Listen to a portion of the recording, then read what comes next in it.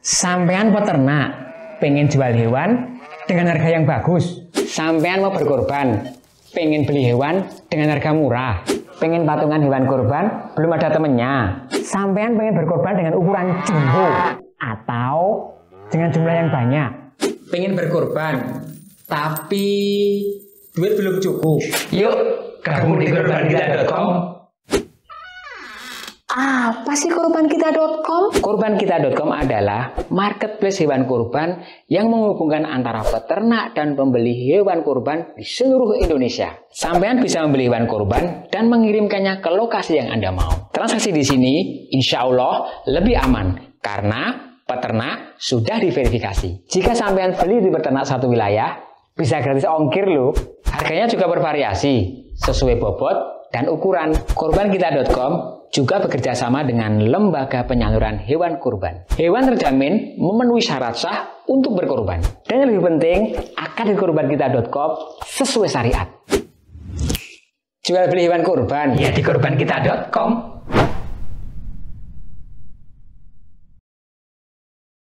Assalamualaikum warahmatullahi wabarakatuh. Alhamdulillahi rabbil alamin. Wassalatu wassalamu ala ashrafil mursalin Nabiyyina wa maulana Muhammadin wa ala alihi wa sahbihi ajma'in. Wa ashhadu an la ilaha illallah wahdahu la syarikalah. Wa ashhadu anna Muhammadan abduhu wa rasuluh sallallahu alaihi wa ala alihi wa sahbihi wa man tabi'ahum bi ihsanin ila yaumiddin.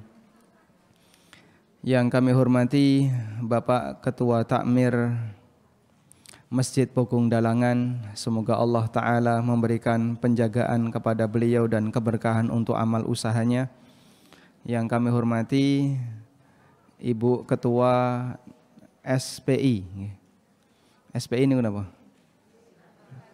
Silaturahim Pogung Indonesia. P-nya ini kenapa? Oh gitu, berarti salah tadi ya. Kalau niki tanglet kali takmir, SPI itu apa mas? Gak ngerti saya mas. Kayaknya sih ini. Pesertanya banyak, masya Allah, tapi takmirnya nggak tahu kepanjangan SPI. Apa tadi? Silaturahim pengajian ibu-ibu, masya Allah. Isinya apa nih? Arisan apa? Acara utamanya pengajian. Dan alhamdulillah di waktu duha ini semuanya diparingi oleh Allah Ta'ala kondisi sehat, seger waras, bisa melaksanakan ibadah dengan baik. Alhamdulillah. Biasanya pengajian ibu-ibu itu peduli dua hal, jasmani rohani. Panganane kathah dan kajiannya rame. Ngerti nggih mas? Makanya takmirnya do lemu-lemu bang. Turahane kata. Alhamdulillah. Baik. Kita akan belajar tentang fikih berkurban.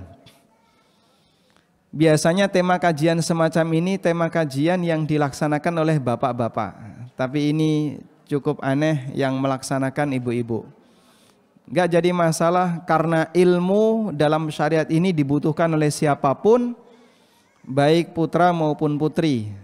Sebab meskipun kita sebagai ibu-ibu, meskipun jenengan sebagai ibu-ibu, tentu juga mengendaki ingin tahu bagaimana cara berkorban yang benar. Jenengan sampun berkorban apa dereng? Pon nate berkorban apa dereng? Sudah pernah dikorbankan? Nggak boleh ya. Masya Allah. Jadi korban apa? Korban utang.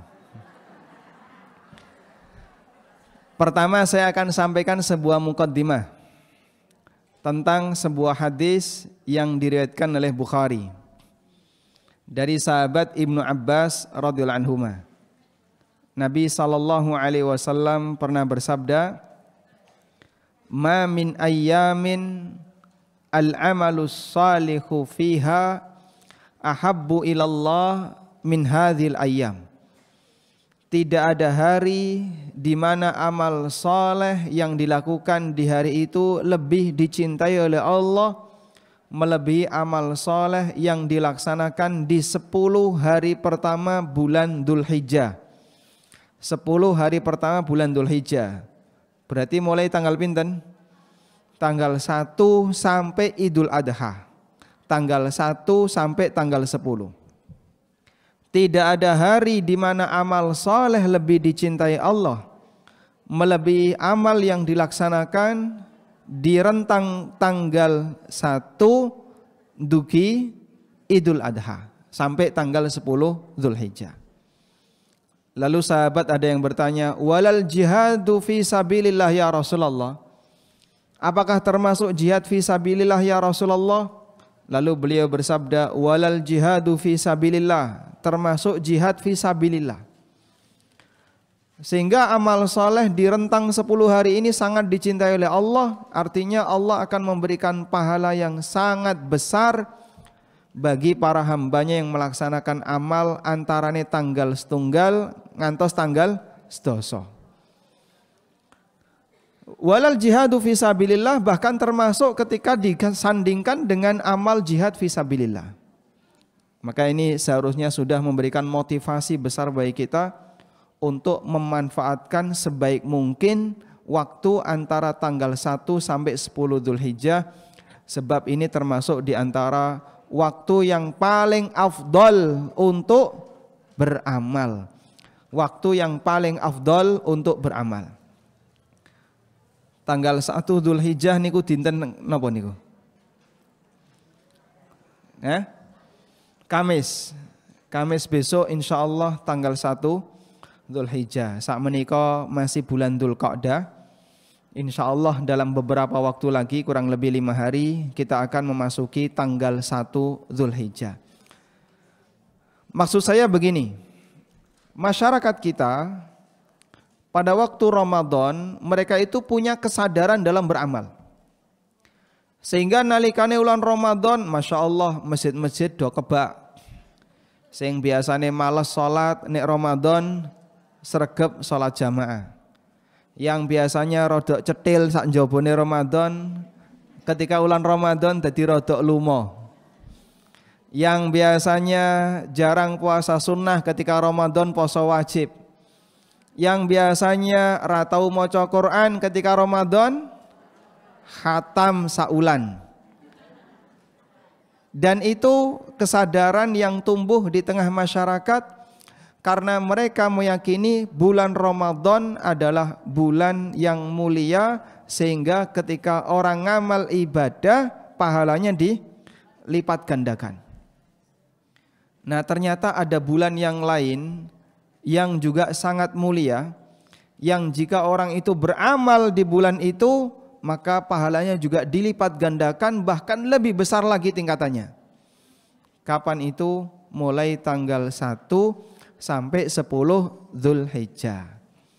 Maka jenengan jangan sia-siakan ini.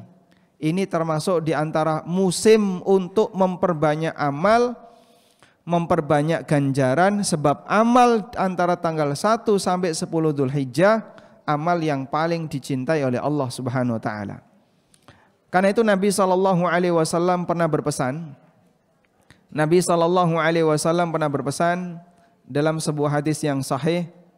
Beliau SAW mengatakan, syahrani la yanqusani syahra idin. Ada 2 bulan yang ganjarannya enggak bakalan berkurang. Ada 2 bulan yang pahala amalnya enggak bakalan berkurang. Dan itu merupakan 2 bulan Id. Yang pertama bulan Ramadan, yang kedua bulan Dzulhijjah.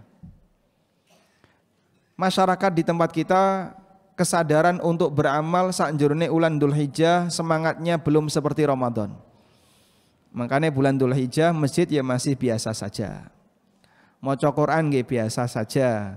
Salat juga biasa saja. Kadang orang tidak berpuasa. Padahal ini termasuk di antara waktu yang istimewa. Tolong jenengan sampaikan kepada tetangga-tetangganya, keluarganya, kerabatnya, kasih pengertian kepada mereka. Besok mulai tanggal 1 Dzulhijjah, mari podo mempeng beramal sebisa yang kita lakukan. banyak membaca Quran, banyak sholat duha. Kalau bisa puasa nggih monggo poso. Kalau bisa sedekah silakan sedekah, karena di tanggal 1 sampai 10 Dzulhijjah ini termasuk waktu yang mustajab, termasuk waktu di mana amal itu dilipat gandakan oleh Allah Subhanahu wa taala. Ngoten nggih?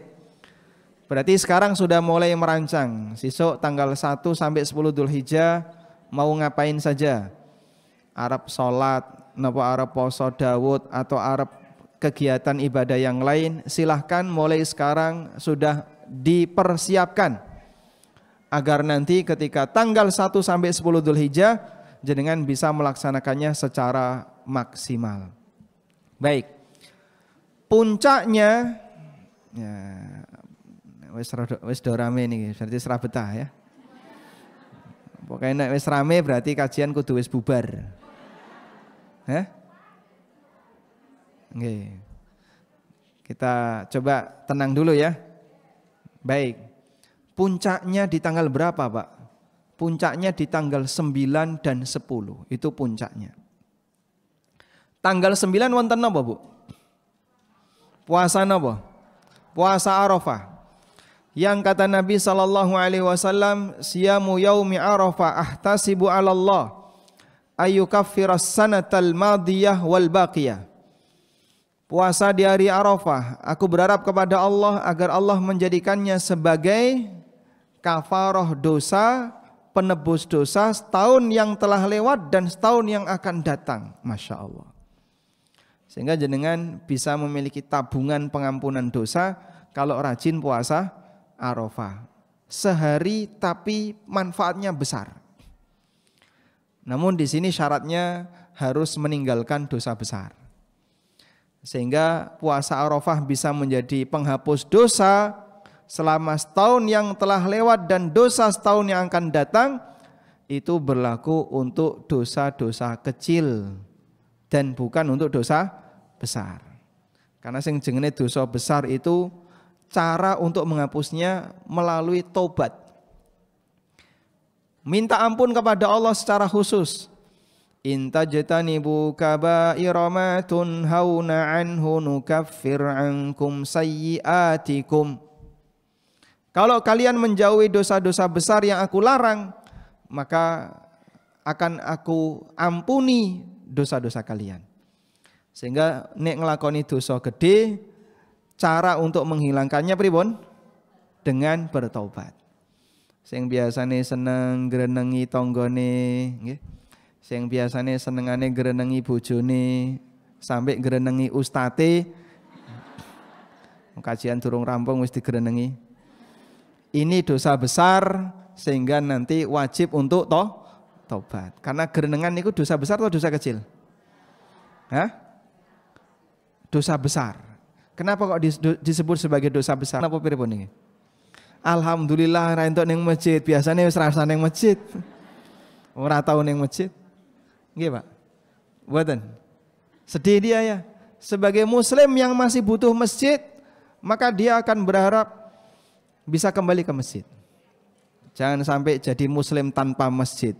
Nah, niki judul buku yang ditulis oleh Kunto Wijoyo zaman dulu ya. Muslim tanpa masjid. Sebagai muslim tentu kita butuh masjid, butuh untuk ibadah. Tapi Nabi sallallahu alaihi wasallam ngasih peringatan. Sapa sing duwe kemampuan mangkana lahu sa'ah walam yudahi, sementara dia tidak berkorban, fala yaqrabanna musallana, ra usah cerak-cerak masjid. Itu menunjukkan peringatan yang keras. Nah, kadang nyuwun pangapunten ya, masih banyak di antara kaum muslimin yang belum berkorban. Alasannya napa? Eman. Metu duit 3 yuta dinggo tuku wedhus atau urunan untuk sapi, sayang dia. Nah, seperti ini tolong diperhatikan bahwasanya ada hadis yang menekankan bahwa setiap muslim harus berkorban. Terus gimana, Pak? Ya kudu kalau bisa ya berkorban. Sing murah-murah gak apa-apa. Nyuwun pangapunten nggih. Pangapunten niki rada menyinggung sedikit nggih. Kadang ada orang yang ngaku nggak sanggup korban, tapi kerokok sedina entuk 2 bat. 2 apa? 2 bungkus.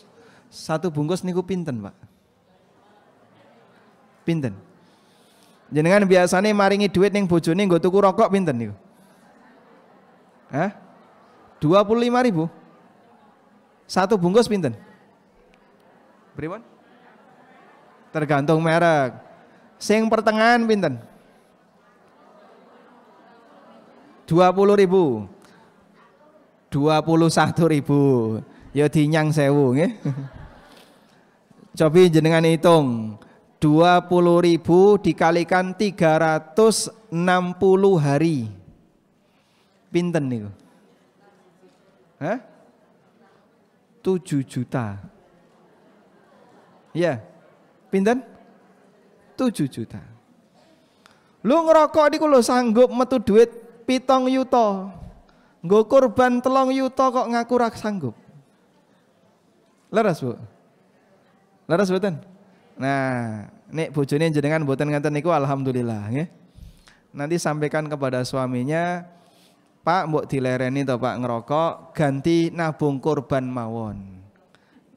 Nanti sampean sing jaga duwite nyicil sedina 30, sedina 20 dengan niat agar tahun depan bisa beli hewan kurban. Insya Allah selama niat itu sudah terpasang selama setahun, jenengan dapat pahala dalam waktu yang lama. Jadi seperti ini perlu diatur. Kalau kroso nek metu gede kok ketoke keberatan, maka berarti perlu diapakan? Nabung. Ya, nyicil nabung 20.000 atau 30. Sedina 30 insya Allah, tapi jangan diambil ya. Aku arep blonjo dijukui ya. Sama saja ini ya. Jadi harusnya ditahan, nanti ketika sudah cukup ambil dan dipakai untuk berkorban. Insya Allah ini termasuk di antara orang yang punya kesungguhan dalam melakukan amal soleh.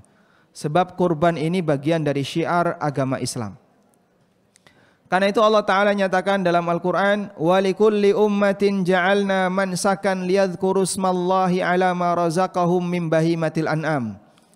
Dan setiap umat telah aku syariatkan penyembelihan kurban, sehingga penyembelihan kurban itu bagian dari syiar agama Allah.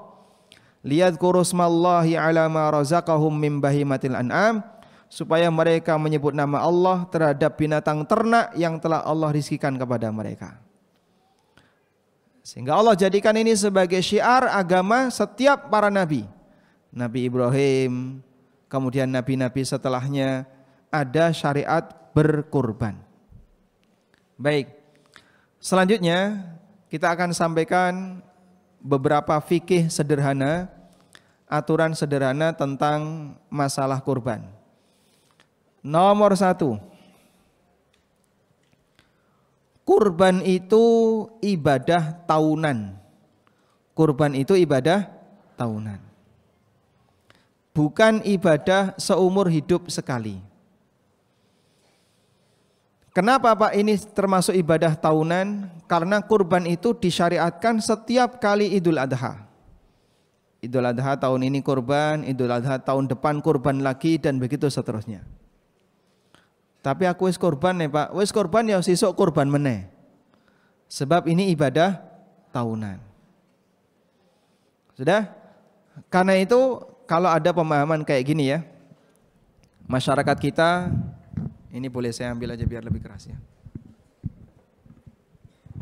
Masyarakat kita itu kan punya pemahaman, nek ada anggota keluarga sudah pernah dikasih kurban, maka sudah selesai sak lawase gak kurban. Sehingga kadang modelnya kayak gini, kurban tahun ini punya bapak, tahun depan punya ibu, tahun depan punya anak pertama, tahun depan punya anak kedua, tahun depan punya anak ketiga. Nek anake mong telu, kurban ping 5 cukup. Setelah itu enggak kurban lama sekali. Kebiasaan masyarakat ngeten niku nggih, Bu. Ini banyak di masyarakat pemahaman kayak gitu. Dan ini pemahaman yang tidak benar, sebab kurban itu amal ibadah tahunan, bukan amal ibadah seumur hidup sekali. Kalau menyembelih yang sifatnya seumur hidup sekali niku akikoh, kekahan niku seumur hidup sekali.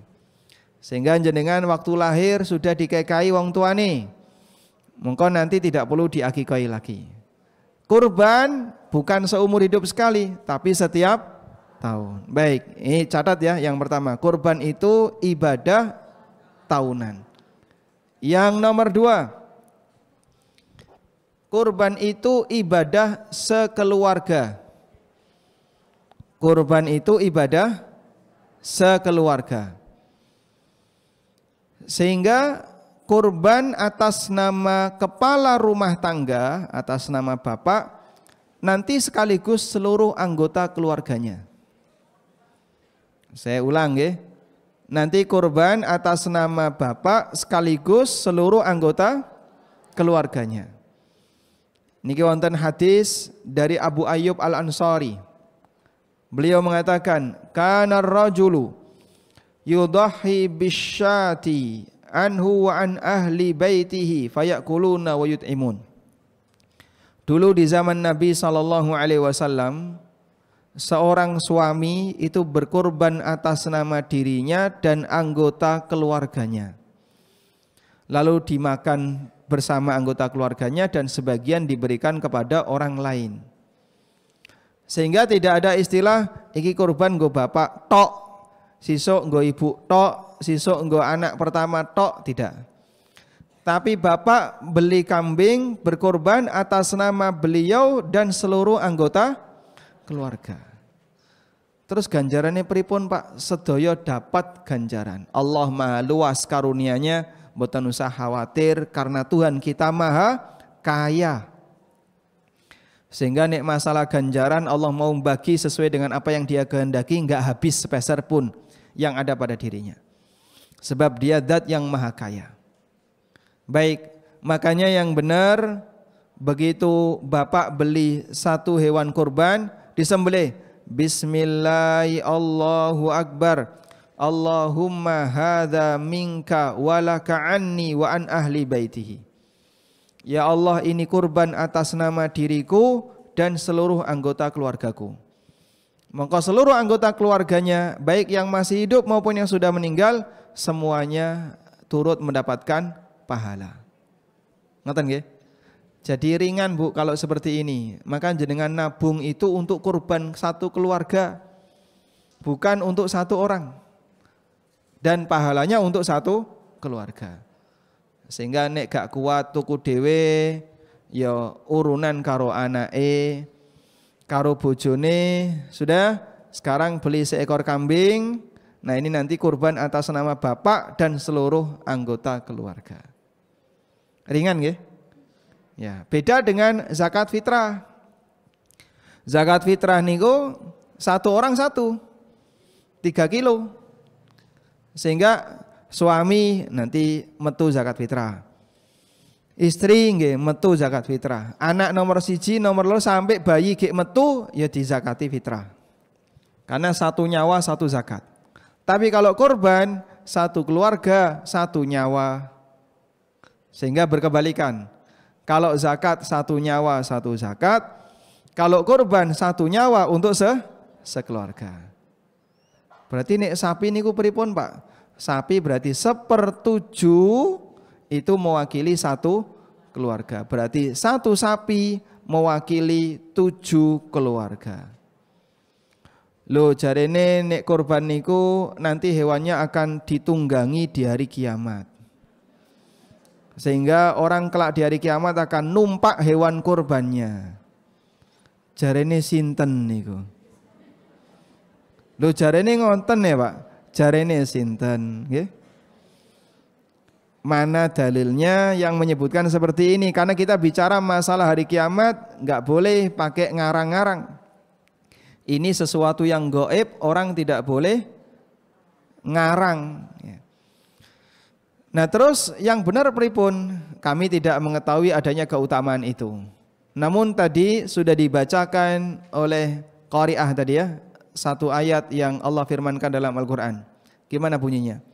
La yanalallaha luhumuha wala dima'uha walaki yanaluhu taqwa minkum. Yang sampai kepada Allah bukan darah binatang itu, bukan dagingnya, tapi yang sampai kepada Allah adalah takwanya. Sehingga kurban itu adalah amal ibadah menuju takwa. Siapapun nama yang tercantum di situ nanti akan mendapatkan pahala sebagai orang yang bertakwa. Sehingga bukan engko kewane ning akhirat urip meneh ditumpaki. Wedho siji mbok tumpaki wong 7 ya kesel kan. Mangkane wong siji kudu siji. Jarene sinten ngeten niki. Kalau kita ndak tahu buktinya bahas masalah akhirat ndak boleh ya. Sebab ini perkara yang gaib, manusia tidak ngerti. Baik.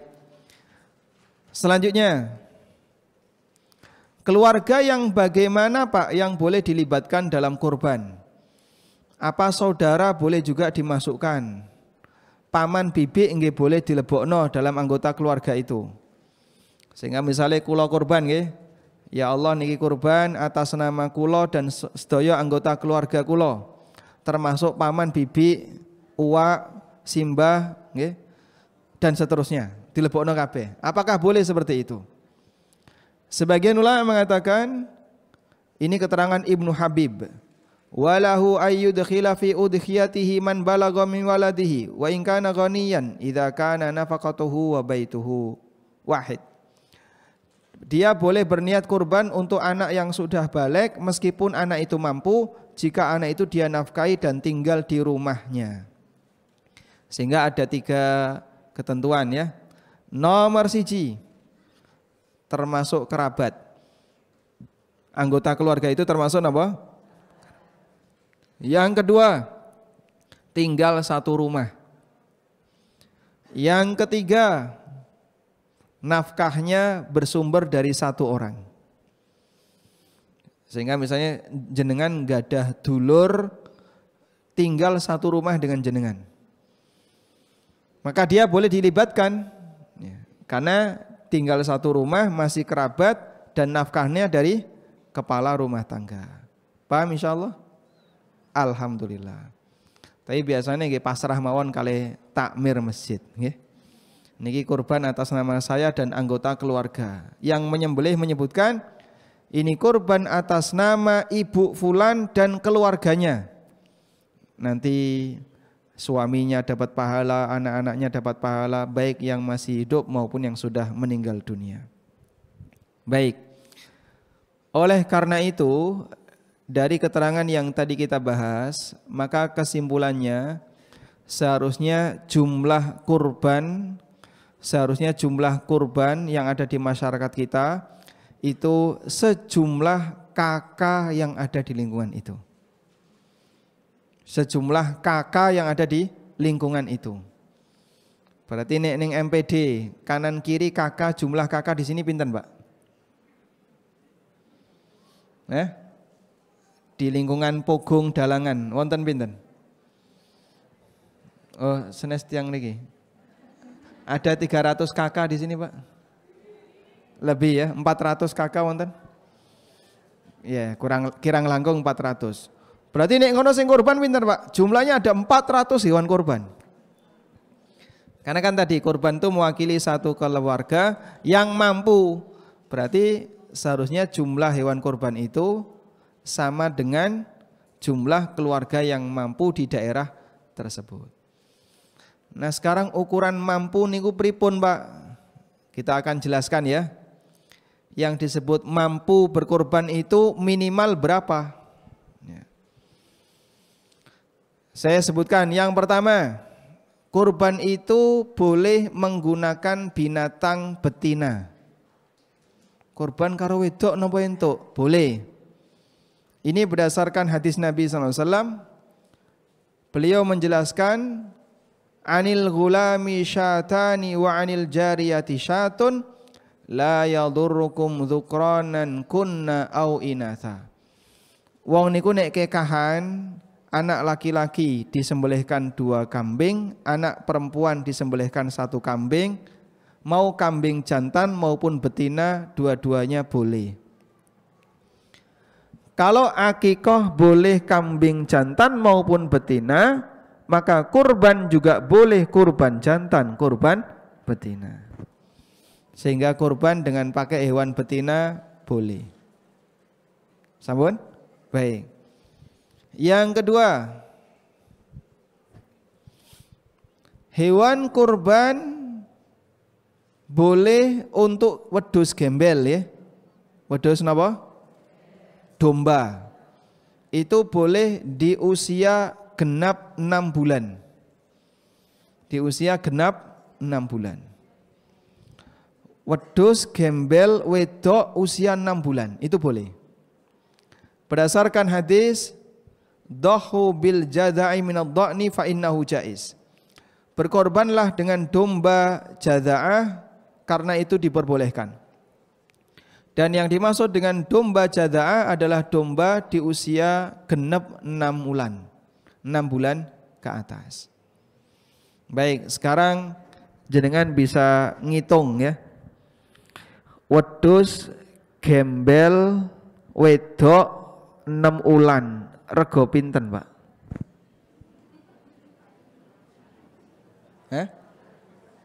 Wedhus gembel wedok 6 bulan umure. Rego pinten niku?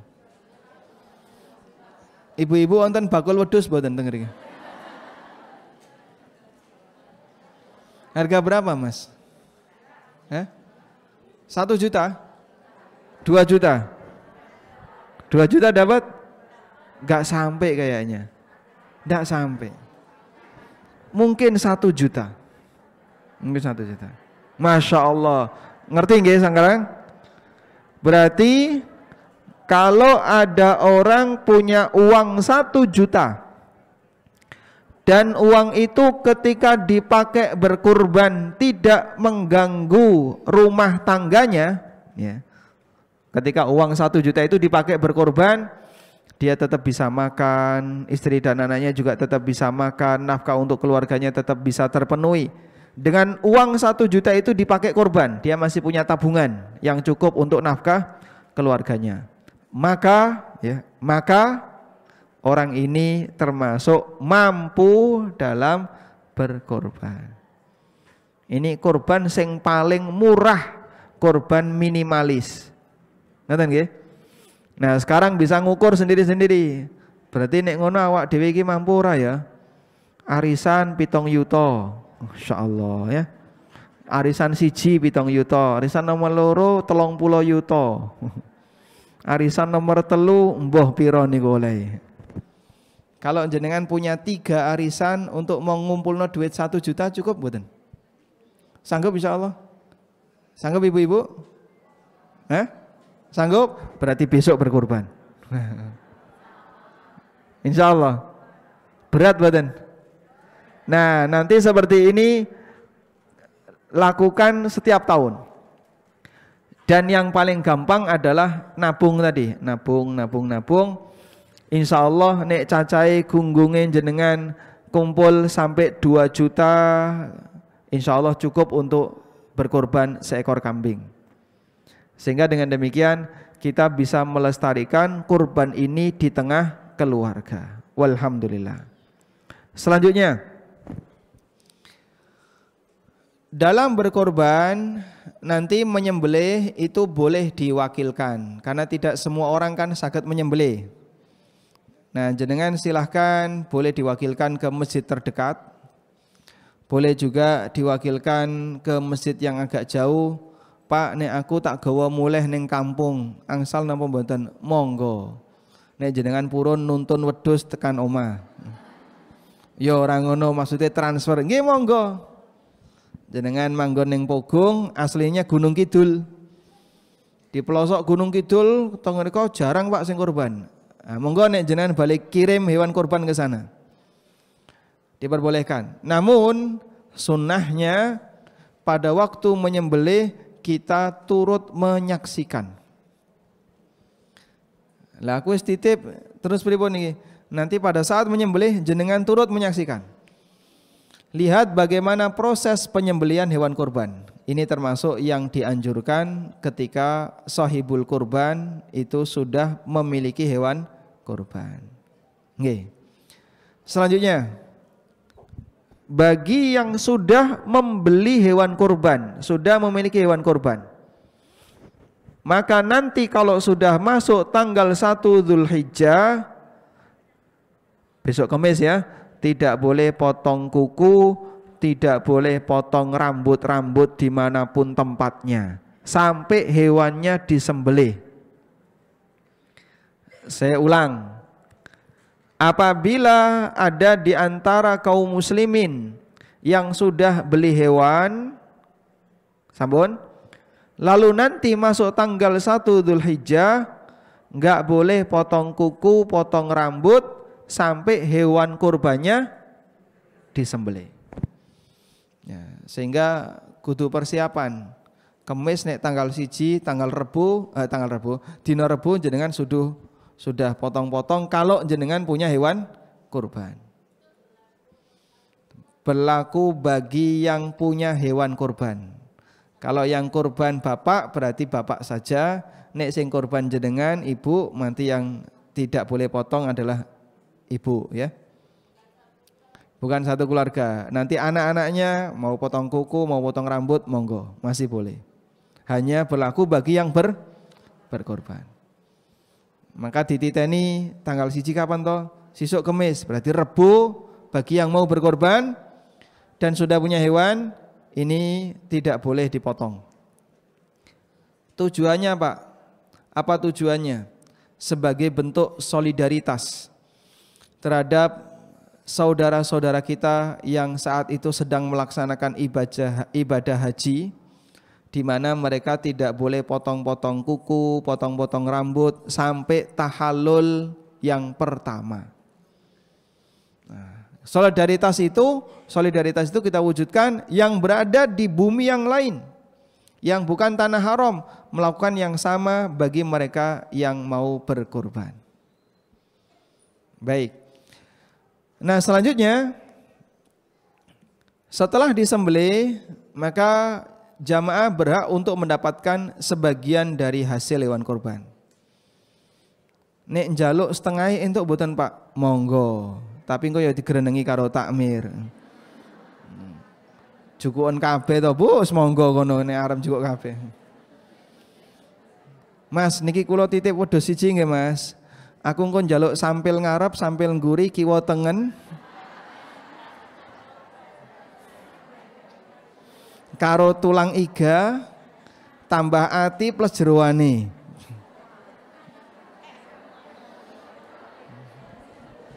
Lah panitia mbok kei apa? Ususe tok. Ya ndak, masyaallah.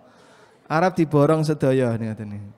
Ya meskipun ya kita boleh makan dalam jumlah banyak, tapi kalau bisa perhatikan mereka yang mau kita beri sedekah untuk berkorban, yaitu kaum muslimin yang tidak mampu kita beri sedekah daging korban.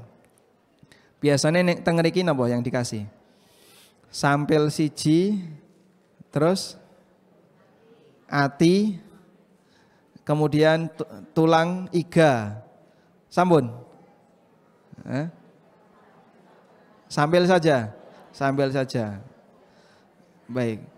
Kalau jenengan nompo seperti ini, insya Allah, alhamdulillah, berarti antara yang dimakan sendiri dengan yang dikasihkan orang lain lebih banyak mana? Cuman nyuwun pangapunten nggih, sing dadi panitia ya aja nggih, nanti tidak kelologen daging, kokean dalam mendapatkan jatah. Aku iki panitia, bojoku panitia, anakku panitia. Plus takmir. Udah? Sahibul kurban. Dadi warga. Dadi entuk jatah suami, istri, anak nomor 1, takmir entuk jatah, warga entuk jatah. Masya Allah, 5 kresek dhewe. Lho kok malah gagahi sing niki. Kadang nyuwun pangapunten. sebagian panitia itu dapat jatah jauh lebih banyak daripada sahibul kurban. Ini malah panitia sing gagahi. Ya tidak menyalahkan kalau panitia misalnya dikasih hadiah karena dia sudah bekerja. Tapi kalau seperti ini caranya, ya mikir tetangganya yang nggak mampu.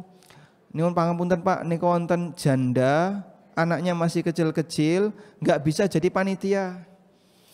Mong dikei jatah siji sebagai warga. Iki panitia mengerahkan bala tentara. Bojone dijak, anake kabeh dijak. Panitia siji entuk sak kresek. Ini malah nggagai. Bisa jadi wedhus siji ku mlebu satu rumah. Ya gara-gara kayak gini. Dia sebagai panitia tapi nggagai. Nggih monggo nek panitia angsal, tapi tolong kebijakan seperti ini perlu diatur. Saya sering mendapatkan keluhan ya.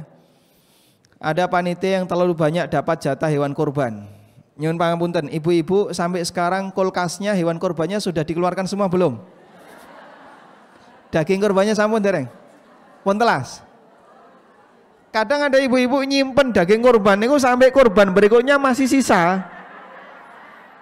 Neng freezer neng jero. Seono sekilo. Nanti ngoten niku. Nek teng mriki mboten nenten nggih. Adanya di rumah kok enggak di masjid. Ini kebablasan kalau seperti ini. Ya sah-sah saja jenengan dapat banyak, tapi perhatikan manfaat. Kalau bisa jangan disimpan terlalu lama, nggih. Mesakne tanggane sing ra duwe freezer sehingga ra iso nyimpen daging, mung digoda, godhog.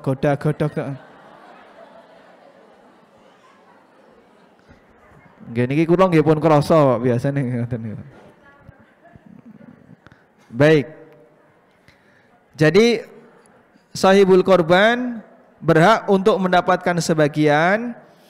Nanti panitia juga boleh mendapatkan sebagian, bukan sebagai upah tapi sebagai hadiah untuk panitia.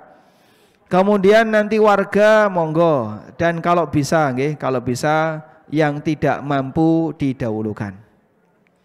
Ada sebuah rencana begini, ini bagus sekali ya. Nyuwun pangapunten, di beberapa daerah pelosok ada orang yang imannya lemah, diparingi mie instan, diparingi sarimi, terus balik ning agama liyane. Jadi Nasrani, mbah dadi agama apa? Karena dia dikasih sarimi. Masa kita ndak bisa pakai daging balik wong sing dulu murtad jadi muslim?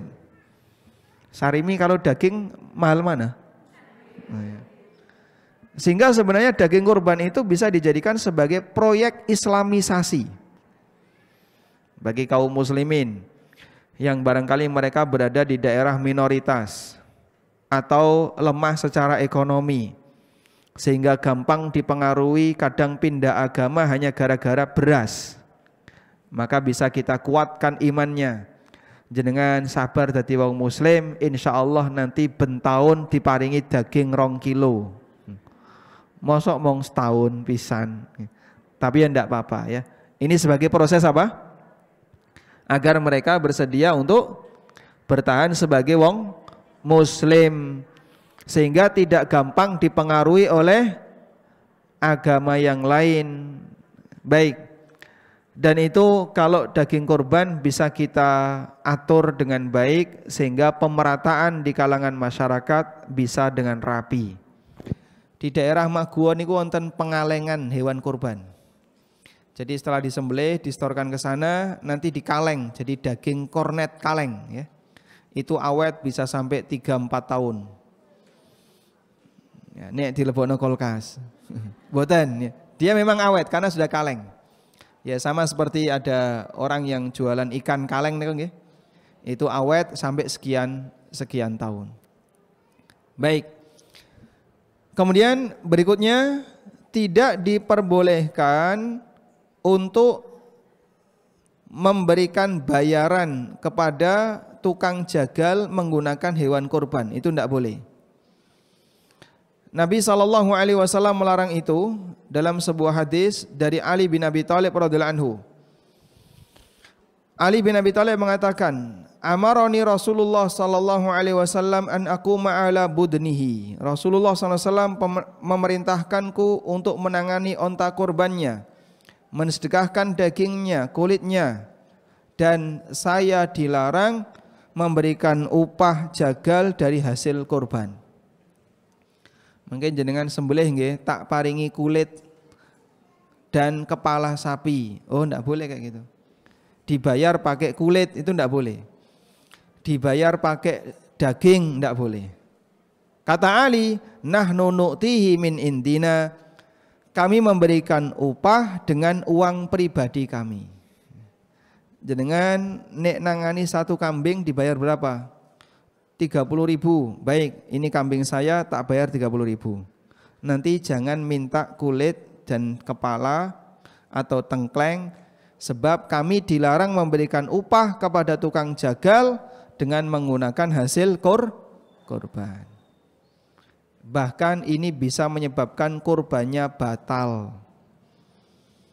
Ada hadis Nabi SAW bersabda, man ba'a jilda udhiyatihi fala udhiyata lahu. Siapa yang menjual kulit hasil kurban, maka kurbannya batal. Iki kulite piye kok nganggur kaya ngene, wis didol ae, didol. Entuk duit dienggo dhewe. Berarti kan balik lagi ya. Sehingga misalnya modalnya 3 juta. Ngedol kulit dapat 200.000, balik 200.000. Tidak boleh seperti itu. Nabi SAW bahkan ngasih peringatan, sing ngedol kulit hewan kurban, mongko kurbane batal. Waliyadzubillah. Wallahu ta'ala a'lam. Baik, dugi jam pinten, Bu? Jam 12. 10:30, enggak kelamaan. Baik, ini masih ada waktu. Nggih, karena nyuwun pangapunten, saya sebenarnya ada jadwal jagong, ya. Jagong manten nggih. Jadi ini pagi untuk kajian, nanti jam 10:30 sudah harus sampai di tempat jagong. Oke, nanti jadi ini masih ada waktu kurang lebih 15 menit. Bagi ibu-ibu yang ingin menyampaikan sesuatu kami persilahkan. Wassallallahu ala nabiyyina Muhammadin wa ala alihi wa sahbihi wasallam. Ya. Jazakallah Ustaz, subhanallah nggih Bu, materi wonten ing enjing menika ngemutaken dumateng kita sedaya wonten ing wulan Dzulhijjah ingkang sekedap malih badhe dateng. Ibu-ibu jamaah SPI yang sangat dirahmati Allah, mudah-mudahan pada pagi hari ini menika wonten 8 door prize bagi 8 penanya. Monggo ibu-ibu ingkang badhe tanglet badhe nyuwun pirsa dumateng Ustadz, kami persilahkan 8 orang mendapatkan door prize. Nggih. Yang pertama nggih, subhanallah kathah nggih. Yang pertama 8 nggih. Monggo. Setunggal, kalih Ibu. 3 nggih, 3. Sekawan 8. Nggih. Gangsal. Sebelah mrika 6. 2 lagi. 2 lagi. Yang merah nggih, jilbab merah. 1 lagi Bu, belakang sendiri. Belakang sendiri. Kersanipun adil nggih. Nggih, belakang sendiri. Monggo ingkang sepindah. Monggo Ibu.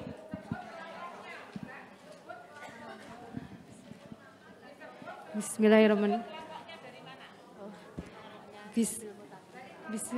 Bismillahirrahmanirrahim. Saya dari kelompok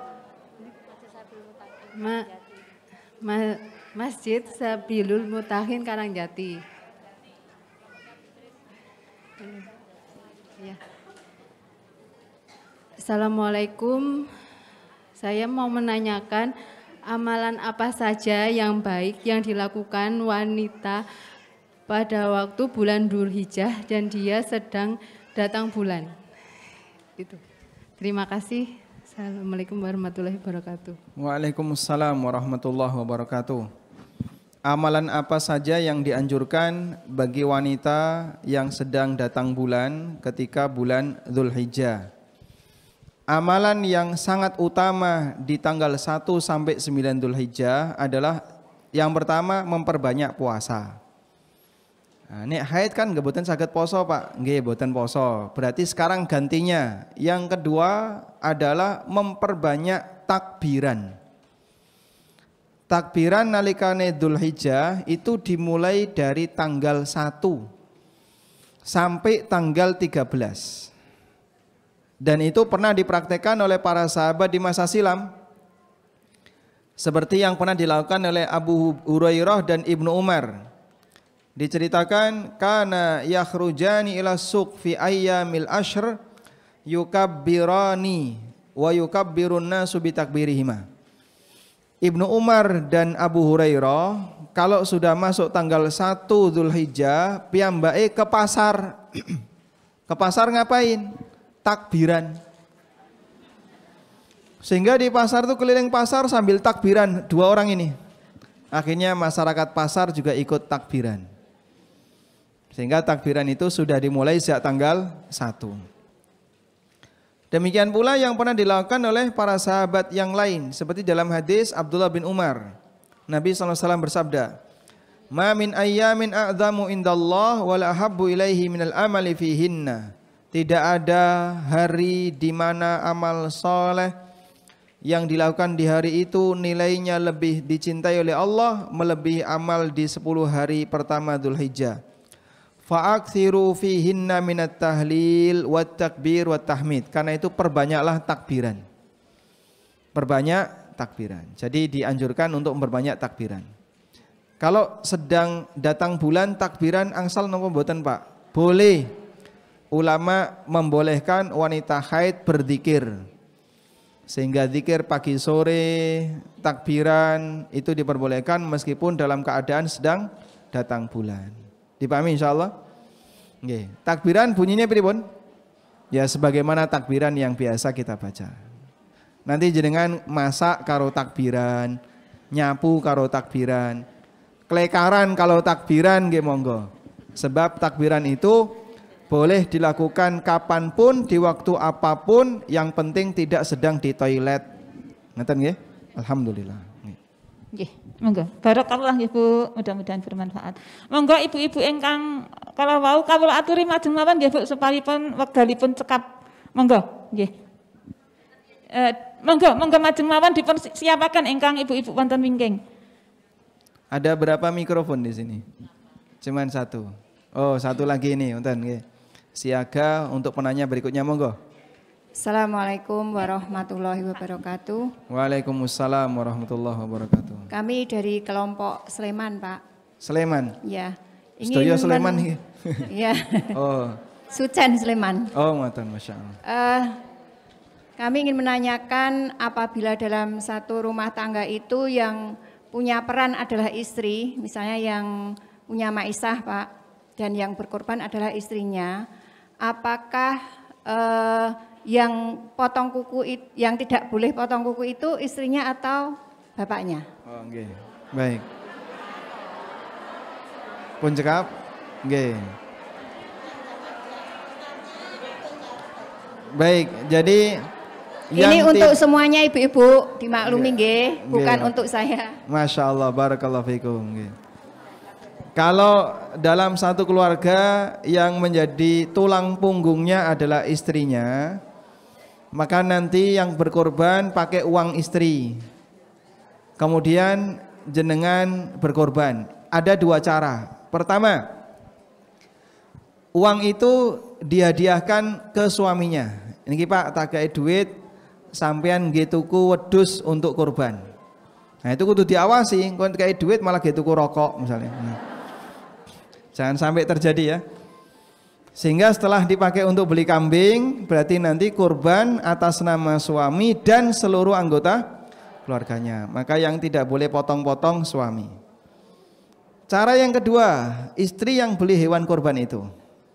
Kemudian nanti kurban atas nama beliau pribadi. Maka yang tidak boleh potong-potong istri. Sehingga yang tidak boleh potong-potong hanyalah yang punya hewan kurban. Sedangkan anggota keluarga yang lain boleh. Wallahu a'lam. Ya, alhamdulillah. Selanjutnya, Monggo lajengan mawon.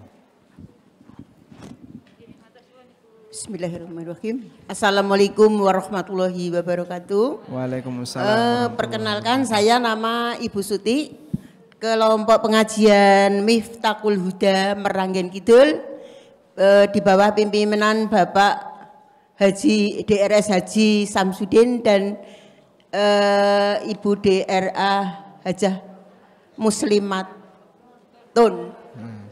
Lengkap nih nggih. Mohon maaf. Lurai boten bila disebut. nanti gimana Pak? Lurai boten disebut. Nggih, monggo. Selanjutnya pertanyaannya. Nanti kalau saya matur keseleo minta maaf ya. Boten napa-napa. Karena baru sariawan.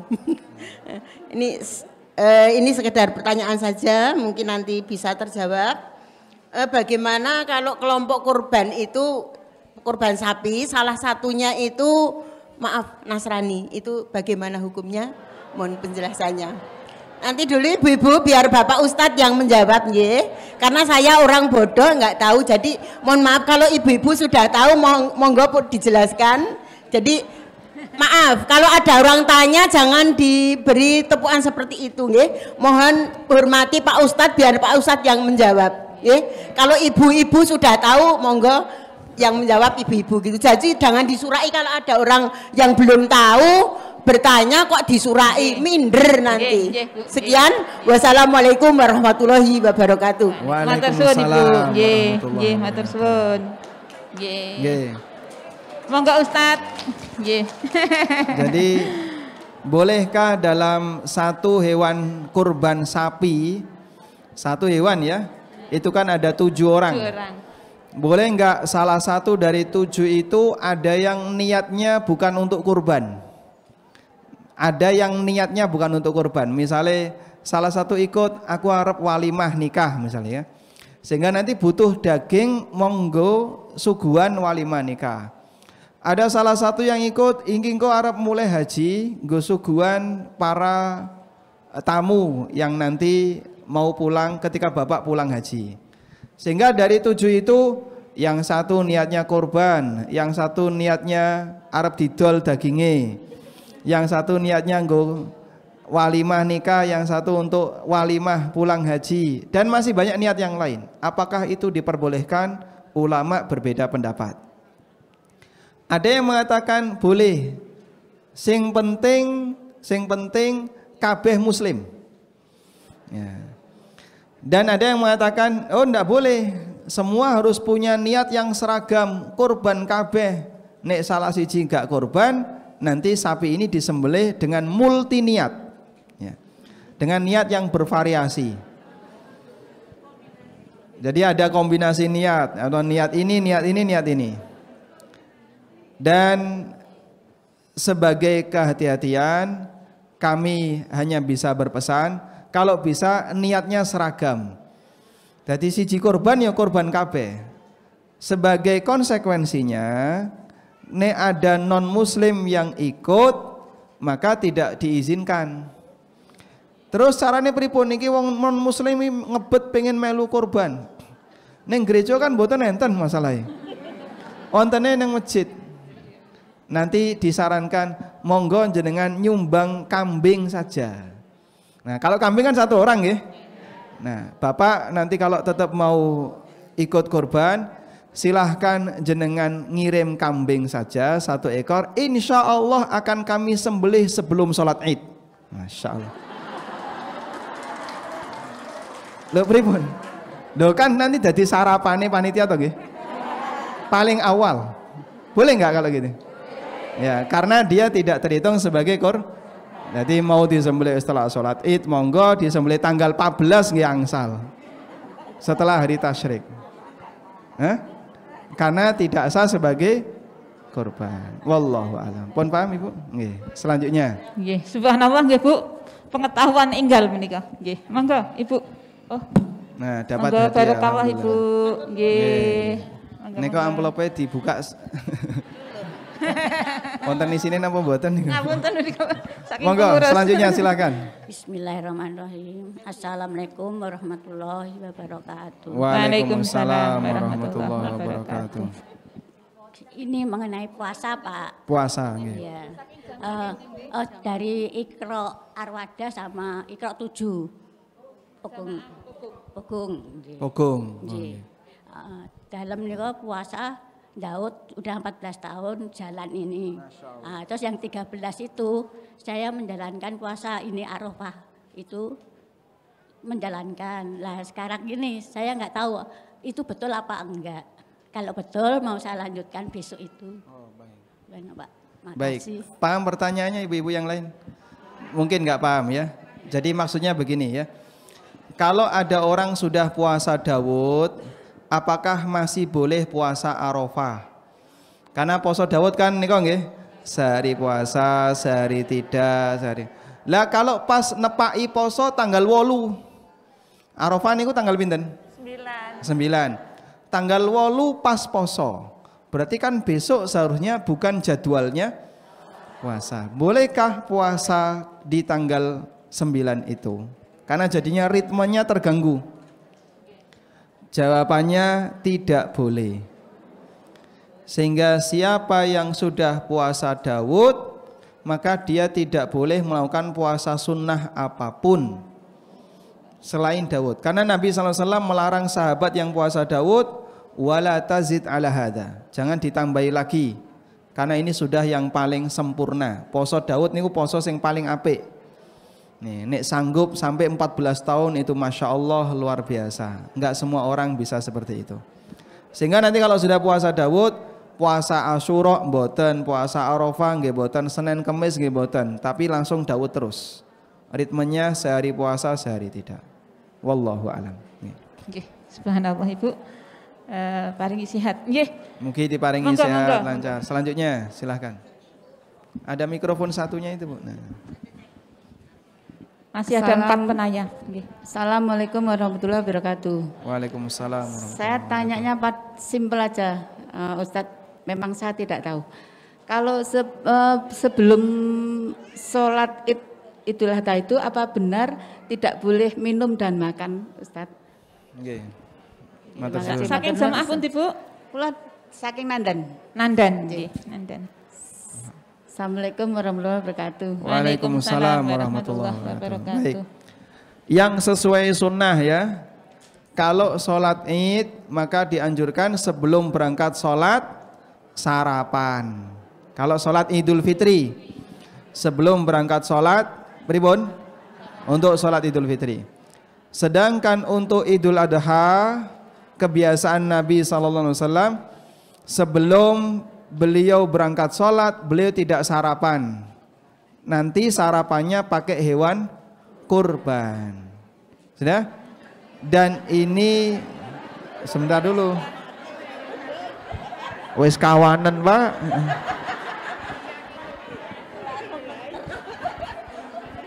Iya, karena kalau jenengan nunggu dagingnya dikei karo takmir sore. Niku pun gemeter niku. Gak mangan kate esuk. Ya, kalau seperti ini pertama yang dianjurkan seperti itu adalah sahibul kurban. Yang dianjurkan seperti itu adalah sahibul kurban, bukan yang lain. Kalau yang enggak kurban, monggo sarapan. Yang kedua,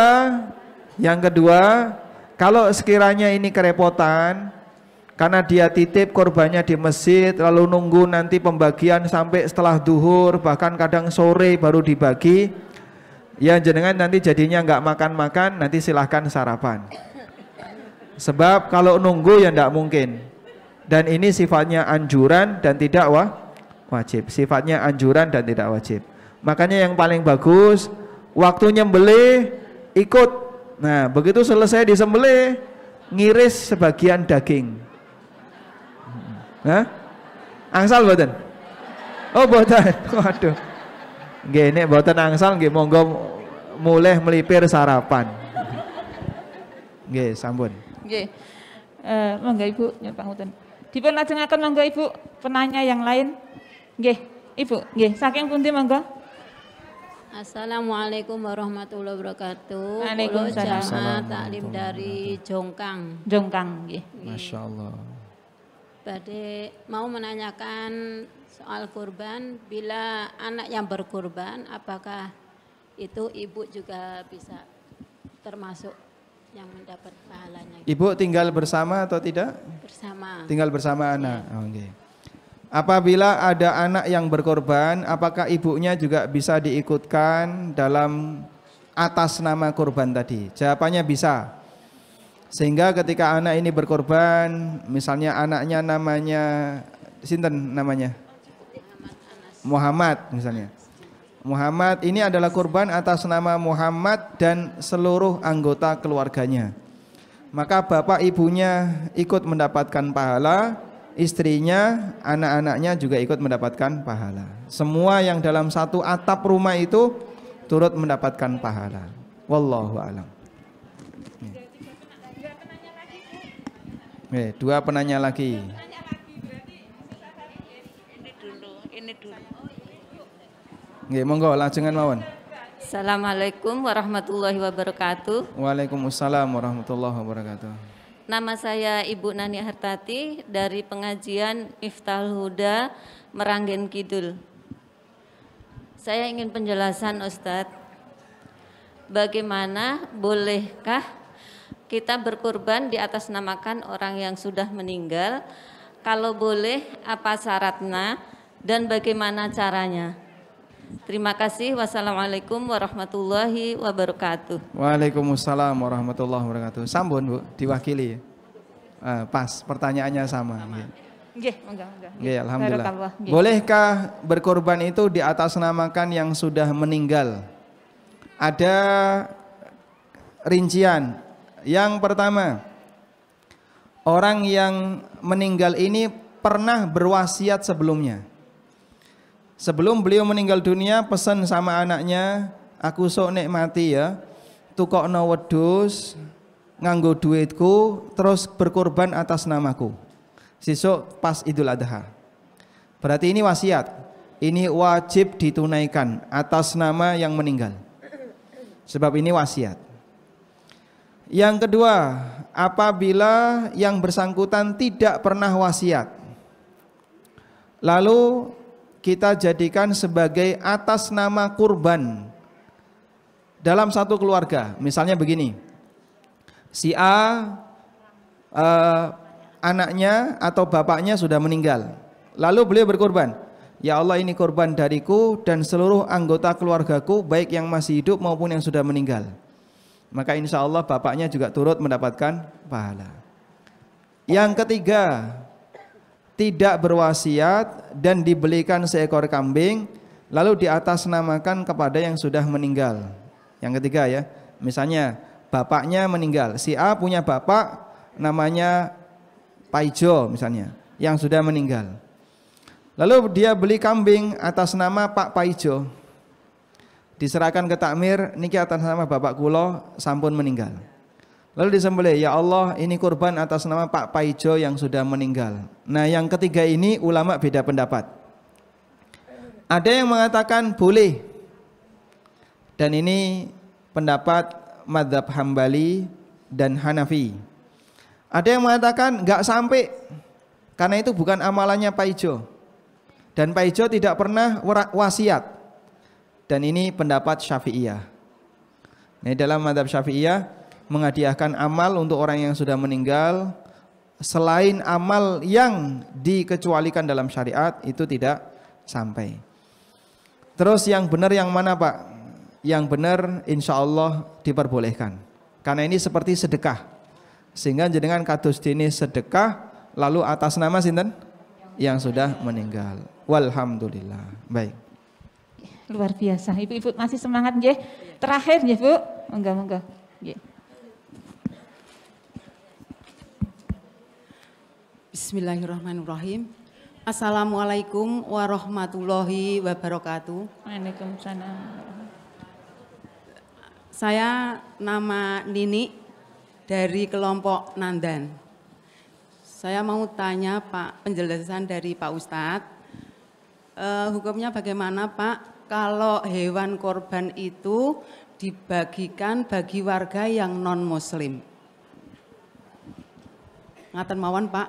Assalamualaikum warahmatullahi wabarakatuh. Waalaikumsalam warahmatullahi wabarakatuh. Bolehkah kurban itu diberikan kepada non-muslim? Jawabannya boleh.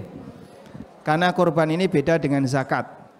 Sehingga kurban bisa diberikan kepada orang yang kaya, orang yang miskin, muslim maupun non-muslim. Cuman tolong diperhatikan, berikan kepada muslim yang menghargai pemberian ini.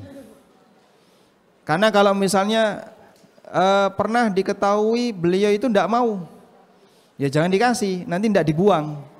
Jadinya mubadzir ya. Saya pernah dapat cerita itu ya. Ada daging kurban yang dibuang di antara dua tembok.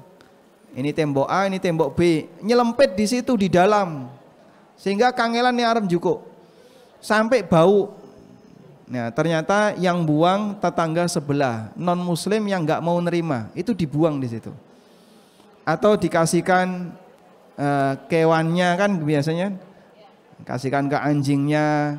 Nah, ini kan jadinya mubadzir. Sehingga perlu ditanya dulu, Bapak kalau saya kasih ini mau atau tidak? Kalau mau menerima silahkan dikasihkan. Kalau piyambake boten kersa menerima, ya jangan dipaksa untuk menerima. Alhamdulillah, lega kula nggih. Pun cekam nggih, Bu. Baik. Nggih, alhamdulillah. Nyuwun pangapunten Ibu-ibu mboten saged diperlajengaken nggih pertanyaan, mudah-mudahan wonten materi wonten ing injing menika saged bermanfaat dumateng kita sedaya. Jazakumullah khairan jazak dumateng Ustadz ingkang sampun paring nggih pinten-pinten pangertosan dumateng kita sedaya. Lan nyuwun pangapunten dumateng ibu-ibu yang subhanallah wonten ing enjing menika tasih antusias nggih badhe nyuwun pirsa ananging krana wekdal ingkang Ustadz wonten saat menika wonten acara malih dados mboten dipun lajengaken pramila nyuwun pangapunten lan mugi-mugi ilmu wonten ing enjing menika saged bermanfaat dumateng kita sedaya. Amin. Lan mugi-mugi Ustadz dipun paringi kesehatan nggih kita saged pinanggih wonten ing kesempatan ingkang badhe dateng. Nggih, saya Amin. tutup. Nggih. Kita mohon kepada Allah Ta'ala semoga Allah memberikan keberkahan bagi kita semua, keberkahan dalam ilmu, keberkahan dalam usaha kita berkeluarga dan mencari sesuatu yang halal. Allahumma inna nas'alukal huda wat tuqa wal afafa wal ghina. Allahumma inna nas'aluka hubbaka wa hubba man yuhibbuka wal amal alladhi yuballighu ila hubbik. Rabbana hab lana min azwajina wa dhurriyyatina qurrata a'yun waj'alna lil muttaqina imama. Rabbana atina fid dunya hasanah wa fil akhirati hasanah wa qina adzabannar. Wa sallallahu ala nabiyyina Muhammadin wa ala alihi wa sahbihi wa sallam. Wa akhiru da'wana anil hamdulillahi rabbil alamin. Wassalamu alaikum warahmatullahi wabarakatuh. Kurbankita.com